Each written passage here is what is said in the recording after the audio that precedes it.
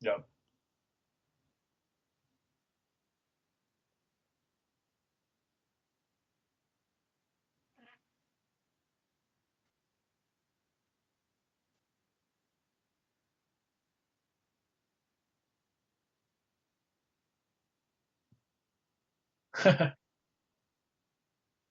Yeah.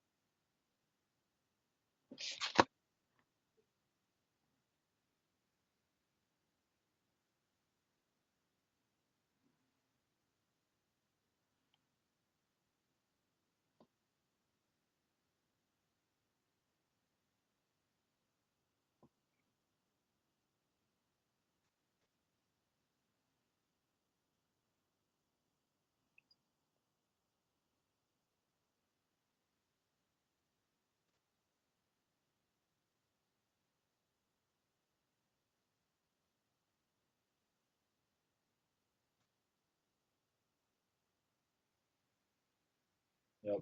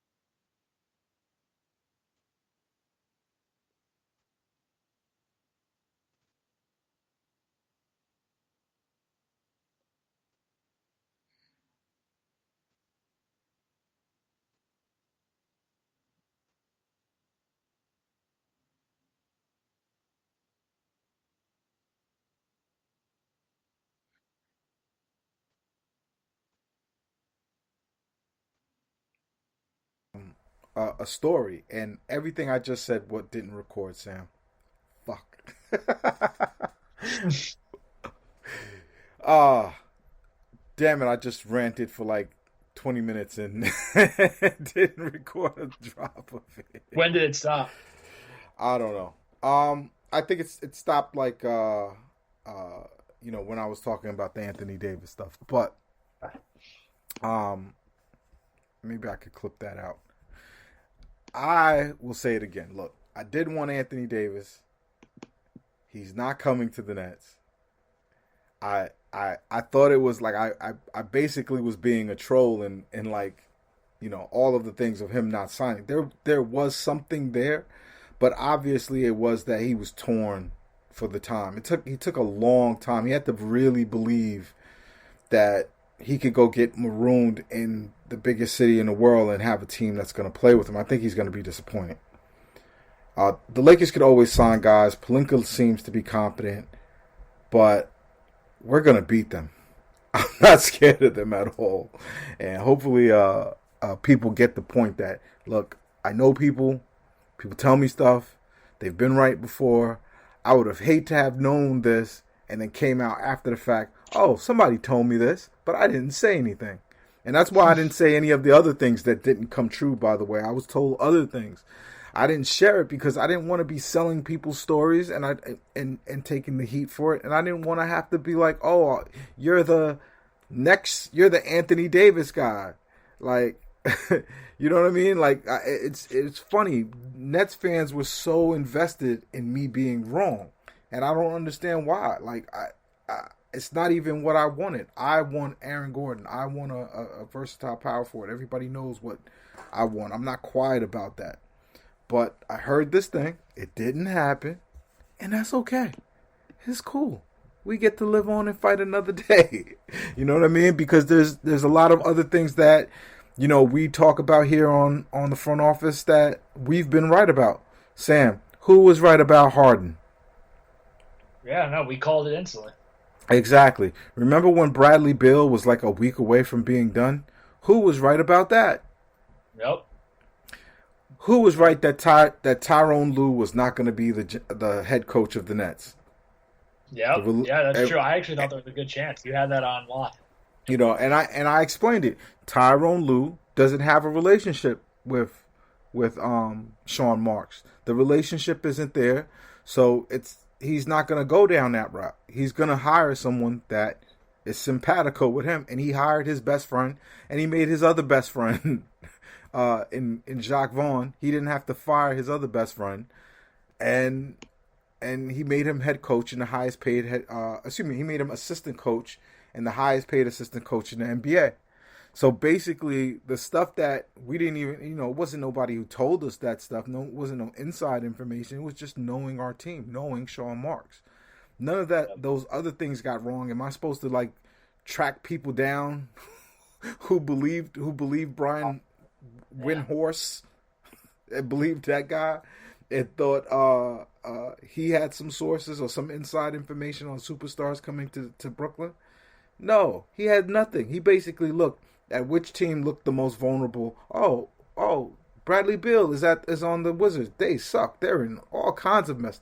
But the fact remains, Bradley Beal loves the DMV area. He loves being Washington D.C.'s guy. He has a huge event out there every year. Him and his wife are invested in that city, and basically the ownership of the Wizards doubled down on that by getting rid of John Wall and making Bradley Beal. I mean, I understand they got Westbrook back, but I think that was them saying that, Bradley Beal is our guy. And we're not running around going, "Oh, we told you that Bradley Beal wasn't coming." Nah. Right. We're pretty good at what we do over here at the front office, right? I agree. I All agree. right. So Anthony Davis stuff behind us, technical difficulties behind us. Let's talk about something, more important. Spencer Dinwiddie's interview, man. I shed a tear. Not because of anything in particular that he said, but there was a lot of honesty there. And maybe I'm reading in between the lines, but that statement where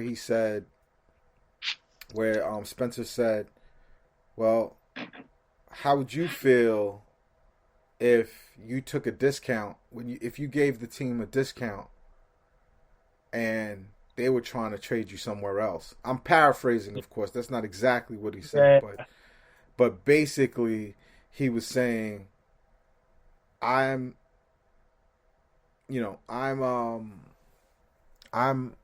of course I wouldn't be very happy, like without making a stink about it.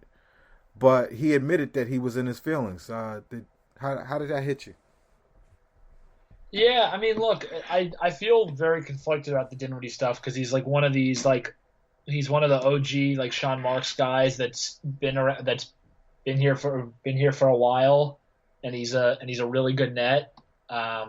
And at the same time, he's clearly, I mean, in my opinion, the odd man out in terms of who should be here. And I definitely don't like to view these players as chess pieces, but that's kind of the way that the NBA landscape is almost like forced fans and everyone else to kind of view some of these players sometimes.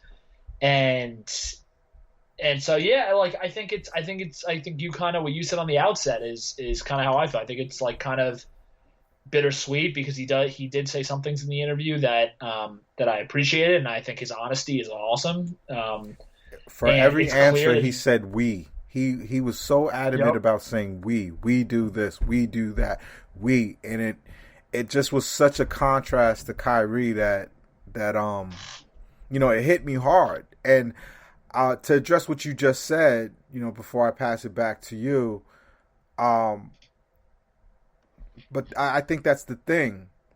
Kyrie's not dependable, so Spencer has more value to us as the Nets, as the Brooklyn Nets. Spencer has more value to us than anybody else on the team. Some of it is an embarrassment of riches, but would it surprise you if Kyrie was out 20 games? Like we know he's gonna have to be, rested a lot. There's gonna be a lot of load management with Kyrie. I don't want it to be Chris Chiozza or some, I don't even know. Like Spencer Dinwiddie's a borderline all-star, and he might look. And the other thing is Spencer Dinwiddie, Karis LeVert. These are players built. I mean, built for this Mike D'Antoni system. Like Mike D'Antoni, I don't think he's ever had this many offensive weapons. So what Spencer Dinwiddie, based off of what his skill set is, what he's good at, I don't think he's ever been in an offensive system that's going to get more out of him. So me personally, Sam, I just think he's more valuable to us than anybody else. And that's why I'm not trading him. Yeah, so this is I actually thought, I was thinking of this right before we got on the air, and this is I guess the way that I think Marks has been viewing this entire offseason. And it kind of finally clicked a little bit for me. Is like if the Nets last year had all the guys healthy and everything, right? It would have been weird for everybody to say, oh, they got to trade Karras, they got to trade Dinwiddie, it's win now, whatever. Everyone would have been like, no, let's they have all these talented guys, like let's see how they all play together. And I think Marks basically looks at like, yeah, I get that it's a year and a half since they've signed, but like I haven't seen even a second of any of them together. And it sounds obvious, like what I'm saying right now could sound obvious, but I think Nets fans and NBA fans, because we're always on like 1.5 or 2x speed, we're always expecting like, oh, when's the next deal? What's the next move that's going to happen? Like we've already seen this can't work or that can't work. And I think Marks basically viewed last year when he signed Durant, and it's kind of like what I had said on the kind of our first couple of front office podcasts. I think he saw last year as a bit of like a test drive of like, who do we have? What's going on? And I think he still is thinking, you know what? I'm not convinced that Dinwiddie can't be a part of this. I'm not convinced that we can't run a more guard-centric offense. I'm not convinced that Taurean Prince, who had a bad year last year, isn't possibly like going to be the guy that he was more so in Atlanta. And from that perspective, I honestly do get it. Like this is a team that's already had has both spent a lot of time together and also not spent a lot of time together. And I think he's like, before we actually make any drastic move, which to be honest, trading LeVert or Dinwiddie or Allen or any of those guys would be a pretty drastic move, specifically because these guys have, especially the three I just named, have been with the franchise now for a while.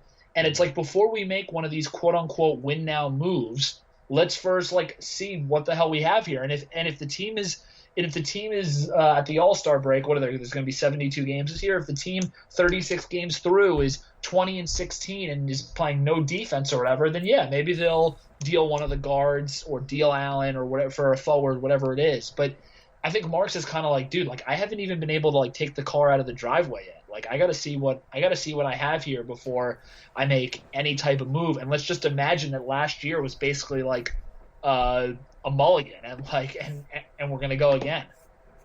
I'll tell you one guy that I'll strap a rocket to his back and shoot him to Orlando is Taurean Prince. Yeah. TP is. I'm afraid Taurean Prince is going to get in the way of Nick Claxton.